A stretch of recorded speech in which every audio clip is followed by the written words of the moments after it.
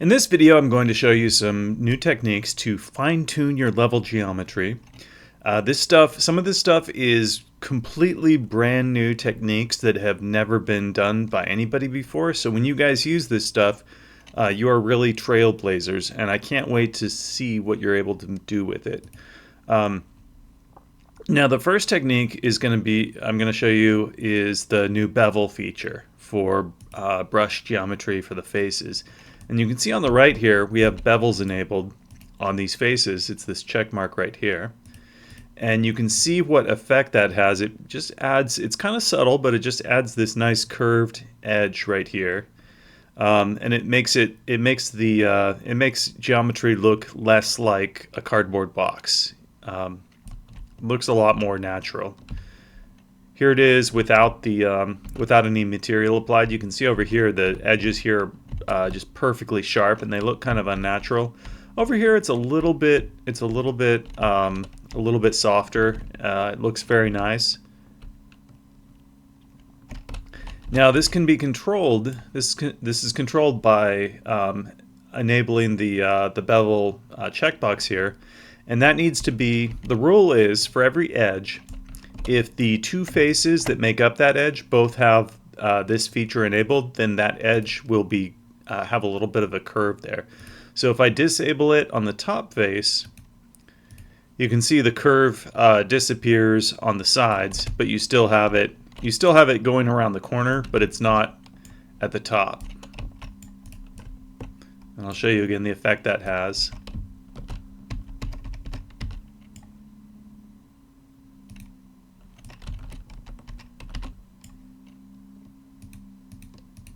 You can also hide the top face, and that will also get rid of the bevel going along the top.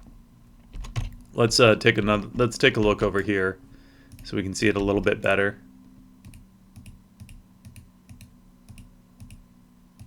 That's the effect that has. So it's subtle, but it does reduce this cardboard appearance. Now we can control this with the edge size. The way this works, actually, it's using edge turn technique. So it doesn't actually change the shape of the object. This is still a perfectly square corner down here. But what it does is it adds this little skirt of extra geometry around the edges, and it doesn't change the shape, but it just changes the normals on those vertices. So this edge here, the normals point out directly in the direction that the face is pointing, and the same thing here. And then the corner piece, the vertex points out at a 45-degree angle in between the two. And this works with all geometry, not just boxes.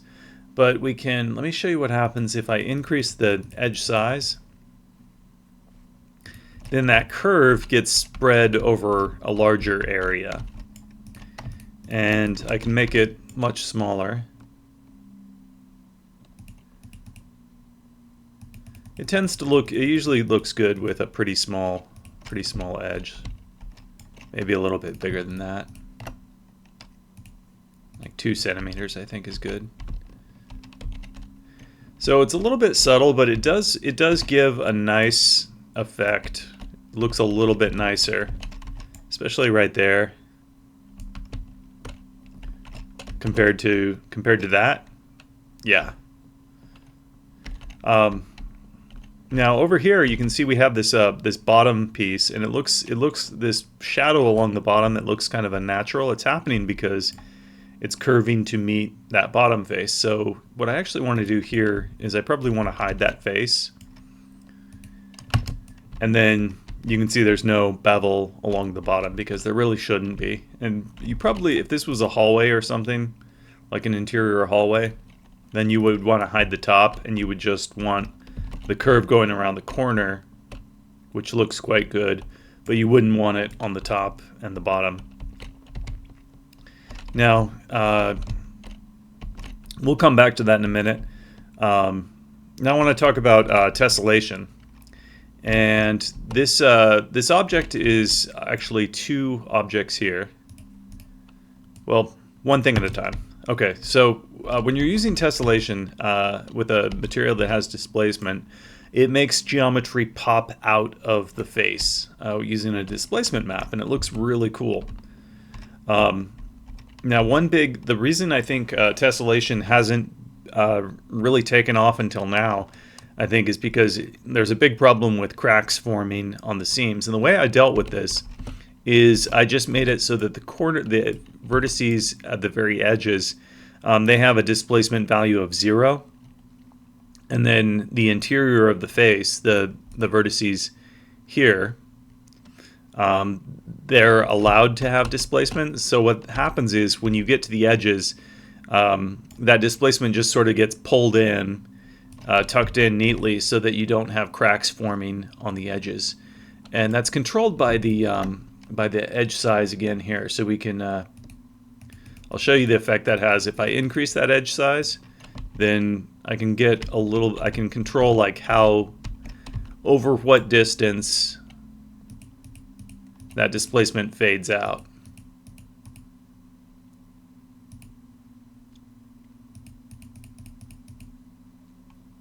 So the good news is, by default, you don't really have to do anything. By default, it will look pretty good. It's not perfect, but this is certainly a lot better than having a visible crack in the geometry here. And we have some techniques that can improve the appearance further that we'll talk about in a minute, but I want to show you something else first. Now this is actually made up of two objects. You have that object and that object. And they meet in the middle here, and you can see there's this seam where the displacement is just sort of pulled in, and it looks kind of funny. So what I actually want to do is I'm going to hide this interior face because we don't need it. And I'm going to show you the effect that has. It knows that there's no visible face adjacent to this edge, and so it disables that that effect where it pulls everything in to meet the adjacent edge, right? And I'm going to do the same thing over here. And then I'm going to move these objects back together. And now, as long as they have the same settings, you won't have any seam here. Now, we do have a crack here, and the reason for that is because I was messing around with the edge size here. Over here it's 3, over here it's 4, and so those vertices don't line up. So let me select all of these and just set it to 3. And now we have a perfectly flush surface between two objects. Cool. Okay. Now with this object, I actually I set it up so that the texture is aligned perfectly so that it wraps around the entire object. We still see some visible seams on the corners, but the texture does line up. It doesn't line up along the top. It probably does on one face. It might over here actually. No, not here.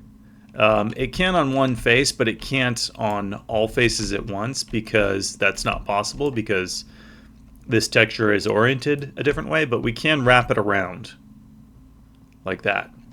And when we do that, when we have that set up that way, there are some things we can do to further improve the appearance. Well, first of all, let's enable bevels on both of these faces. And now those corner vertices are both pointing in the same direction, and that does quite a lot to get rid of the seam. And we still just have like kind of a weird shape here with the geometry, although we can't really see it until we get up close to it. And that's not bad, but we can further improve it. We have tools to do that.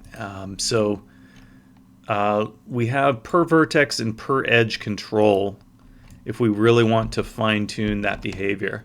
So by default, everything is set to auto, where it will just automatically figure out what it's supposed to do.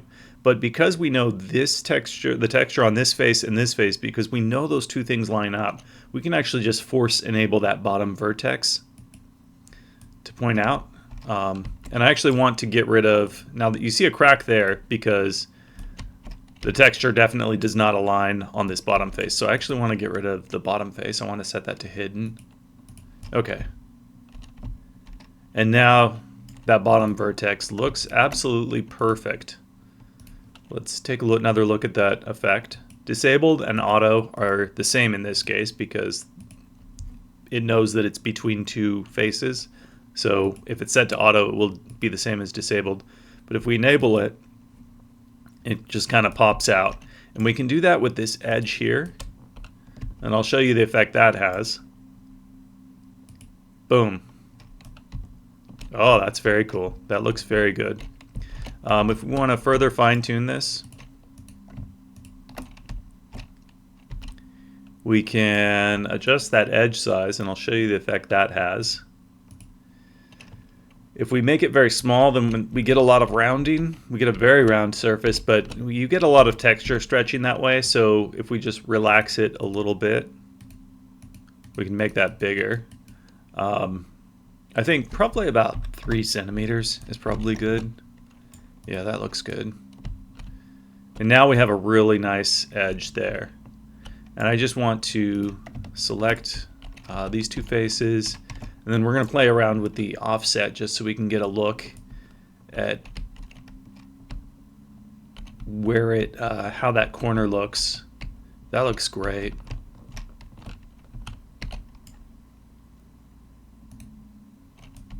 Yeah, that looks really nice. Wow. So my favorite thing about this is it's pretty complex geometry, but it's very, very simple controls. One more thing, we can also subdivide these faces to whichever level we want. And this is good for both material painting and it's also useful because the tessellation can only subdivide a surface so many times. So if you have a very large surface like this, you would definitely want to subdivide that up into maybe, have polygons every meter or so. But yeah, that looks really fantastic. And you don't have to fine tune everything. I mean, like I said, by default it still looks pretty good. But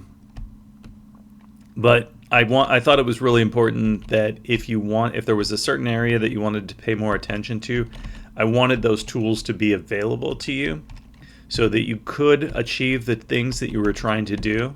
This is probably something you would do as a last step, but I really wanted to have the ability to get those nice edges like this because it looks so good.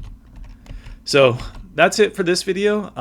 This will be up today, available on the beta branch, and it will also be included in the next version of Ultra. I can't wait to see what you are able to do with this. Thanks for watching.